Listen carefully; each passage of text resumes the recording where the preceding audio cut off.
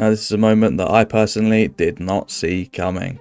Now before I get into anything, I would like to introduce myself. Now I used to make Ironman content on a different YouTube channel. It was an endgame Ironman for the time. That was about 2 to 3 years ago at this point. And I decided to stop doing it due to mental health issues, and I wanted to get my life straight basically.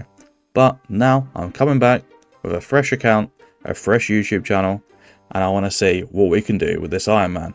Now I'm the type of player to play as efficient as I can until I no longer enjoy efficiency. But I will say there's not a lot I remember about the game, so early on I'm going to be winging it. We're just going to do as many quests as we can, and I'll figure out a path and a route I want to take from then onwards. So let's not waste any more time and let's go straight into it. And there is the first quest on the account complete. Like I said, we're going to be going through the quests. Now I'm picking up pretty much everything I can possibly get my hands on at the moment as we go. Picked up shears. I got 3 wool ready for sheep shearer quest. I believe it's 3 you need. As you can see, I also picked up my Iron Man armor, and I got a random event, and I got a frog token. So early progress. First quest complete on the account. 1 quest point down, plenty more to go. Let's get straight into the next quest. So I'm not sure what the hell made me think I only needed 3 wool for this quest. I in fact need 20. Completely forgot. And also I forgot to show it, but I did get 4 cooking from completing Cook's Assistant. Now to speed this up a little, I'm going to do some quick fire quest completions. So let's get straight into them. Sheep shearer complete. On to the next. And 3 crafting. Mystery quest complete. That is going to get us another few crafting levels, I do believe, and 7 crafting. Let's go. And we get a cooking level here. We're literally just cooking a bit of food because I'm about to do a couple of quests that require me to either survive against something or kill something. So I just got a spare bit of food, so I can now feel a bit safer when doing the next few quests. Restless Ghost complete. Very easy quest. Got us all the way up to 9 prayer, as well as 4 combat level, which we can't complain whatsoever. We also get 50 total level from this, and I need to look into what quests to actually do next, because a lot of the ones that are very easy to do, I need to get a load of items for. So I'm going to look at what could be the best ones to do for, the reward we can get from it. Time to complete Witch's Potion. This will be another quest point and some magic experience. This gets us to level 4. Honestly, these quests are so simple, and we're banging through a few of them. We're going to get as many of the free-to-play ones done as possible, like in the starting area, and then we're going to move on to like the more complicated ones where I actually have to go out, and do something. I did also forget to mention, if you ever notice any like couple of levels going up here and there, like combat for example, like I've got 2 attack and in the previous clip I only had 1. It's because I've had to kill something to get something for a quest or whatever, but I don't want to shear every level up because 2 attack, wow, But we did get a lamp, and we are going to use this on crafting because I find the early crafting in this game to be horrible, and it's quite important for making a lot of good jewelry. So we're going to be using on crafting whenever we get them. I won't show them all, but that's the first one, so why not? And there we go. Children of the Sun complete. Now this is a quest that didn't exist when I originally done it. A bit of an odd one. Very quick, nice easy quest point. On to the next. This should be Natural History quest complete. This will get us just a few levels in Hunter and Slayer. There we go, 1000 experience in each, which takes us to 9 Slayer and 9 Hunter. Nice little boost early on. There we go, Prince Ali rescue complete. Now I am looking to potentially get hold of a Chronicle. I kind of forgot they were a thing, and I remember just by seeing someone walk around with one. So I'm going to get my hands on a Chronicle, but the problem with that is I need some money. So I'm going to go get a little bit of food, and then we're going to go to the Stronghold and get our free 10k to get us like in a good spot when it comes to being able to do a lot of stuff, because we can just buy the items that we need from, the various shops and whatnot. So that's what we're going to go do next. Here's the Stronghold complete, and of course at the end we are wait, there's more now? There's fancier boots. Oh, we got to take those. They didn't exist when I played, so we have now got fancier boots, because why not? This is the boots we're going to wear for now. Actually, I'm running around in my Iron Man gear. I don't know why. I could just look like this, you know. But there's the stronghold complete. 10k. Pretty kosher. And I did actually buy the Chronicle with the 800 coin that I had just before I came here. I bought 3 teleport cards. This is so good because it's going to help me get to Ardy. I can get cakes. I did get 5 thieving when I was in Lumbridge, just so I could go steal from the cake stall. So I'm going to have an unlimited food supply that's, you know, okay for early game. So on to the next quest. This should be Rune Mysteries complete.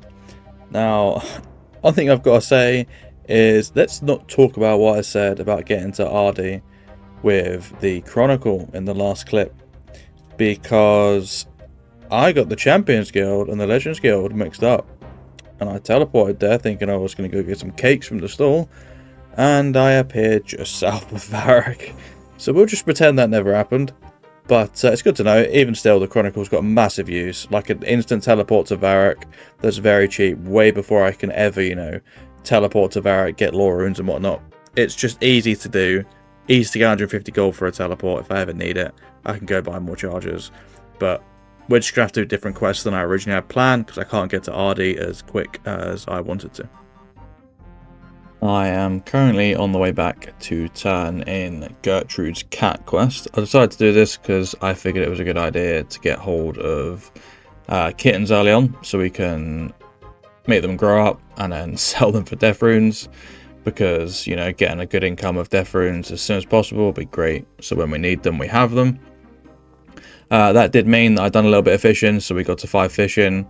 We picked up a fishing rod and some bait, and then we went and caught a load of sardine. We've got some more in the bank just, you know, sitting by, so we can make kittens grow up and whatnot and feed them as we go. My main plan after this is to slowly work on getting as many skill levels as possible from all the quests I can do. The main goal really is to work towards unlocking as many teleportation methods as possible, or ways of getting around the world, whether that be teleportation or gliders or whatever it is. That way you can make the game a lot easier, and we can do anything that we want a hell of a lot easier. But I'm going to go turn the quest in real quick, and we're going to get our first kitten. Gertrude's cat complete, and our first little kitten.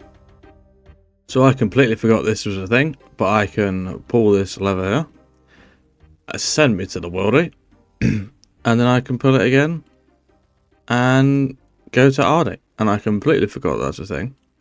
So that is how we are going to get to Ardy for now. And obviously we can just teleport back. But this gives us access to so much more now. There's a load of quests over this side of the map that we can do.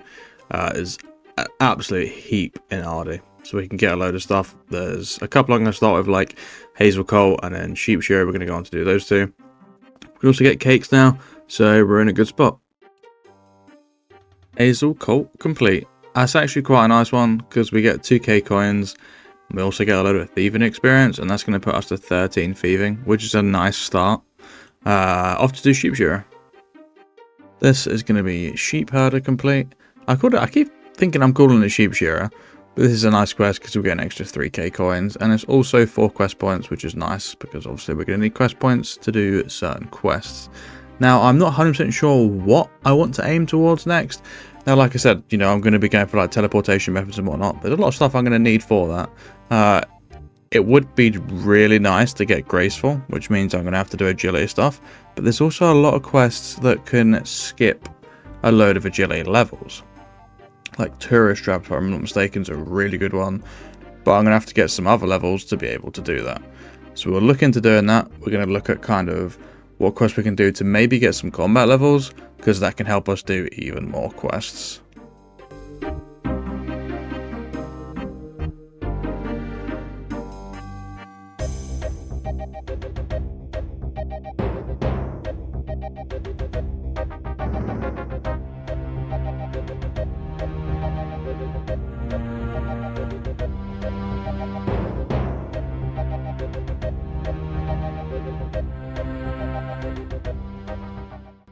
And this should be Witch's Experiment, or Witch's House, sorry, complete, which is a very nice quest to get done, especially at a low level, because we're going to get so much hit point experience. The hit points are going to be all the way from 11 all the way to 24, almost 25.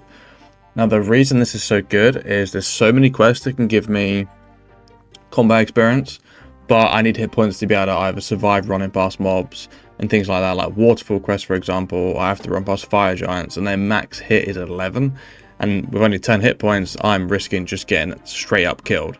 So now that I have all these spare hit points, I can go do these quests a lot easier and get a load of combat levels without actually having to train them early on, which is massive. So we are in a good point defensively. I'm happy with the hit points we got and whatnot, but I want to finish off this episode by completing the RD Easy Diary so we can get our first teleportation method. That does require me to do Biohazard, which I need to do Plague City for. So we're going to bash those 2 quests out real quick, and then we're going to finish the Easy RD Diary. And here is Plague City complete. 1 of 2. Biohazard next. This should be Biohazard complete. And all we need to do is the diary tasks, which I've done a decent amount just from doing things as and when I've been near them, if you know what I mean. And then we are going to gain access to teleport into RD whenever we want. We also, I forgot to mention, we did also get 15 mining from completing Plague City, which is very nice. That's also a requirement for Doric's quest, so I can go do that easily if I want to. We also got 22 thieving here.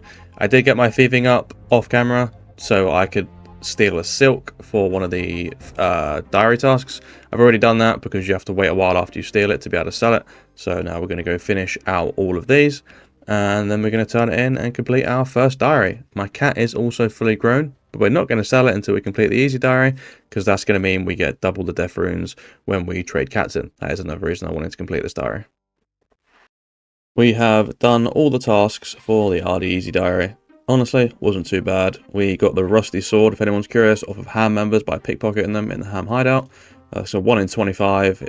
Honestly, we got it pretty early. It can be kind of annoying in there if you kept getting kicked out, but it was the easiest way for me to get one. Now we can turn this in.